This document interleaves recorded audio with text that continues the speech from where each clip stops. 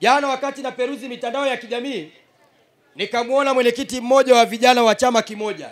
Sitaki kumtaja kwa sababu sina haja ya kumpa umaarufu. Na najua amekuja kuzungumza vile kwa sababu anahitaji umaarufu. Sasa mimi simpi umaarufu. Lakini namjibu kwa kila alichokisema.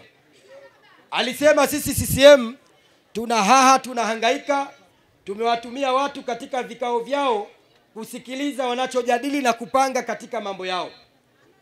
Kwanza amenisaidia kuwaonesha Watanzania ni kweli nilichokisema juu ya mipango yao ovu ya kupanga na kuratibu vijana kuwapeleka nje ya nchi kwa lengo la kuwafanyia mafunzo ya kuja kufanya hapa vurugu nchini. Vijana hawi. Kwa sababu mimi nimesema tusikutaja chama cha mtu. Nimesema vijana msikubali kutumika kisiasa. Na lengo langu kama kijana na kiongozi wa vijana ni kuwashauri vijana na kuwanasihi vijana. Sasa yeye katoka, manake mimi nimetupa jiwe gizani, yeye kachomoka. Kwa hiyo kwanza amenirahisishia kuthibitisha kwa Watanzania kile nilichokisema kilikuwa ni cha ukweli.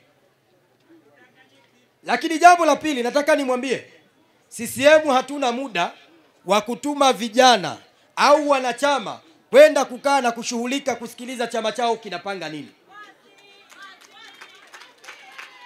Na walioniletea taarifa, kwa taarifa yake, walioniletea taarifa zile walikuwa ni miongoni mwa wanachama wenzake katika chama chake, wanaoipendea mema nchi yetu, wanaopenda amani ya taifa letu, wanaopenda umoja na mshikamano wa taifa letu. Sasa nimwambie, sisi hatuna muda wa kumtuma mtu kwenda kuwachunguza. Sisi tunao muda wa kuwatuma viongozi na wanachama wa Chama cha Mapinduzi kwenda kusikiliza kero na matatizo ya wananchi wakiwemo wa wilaya ya Sengerema.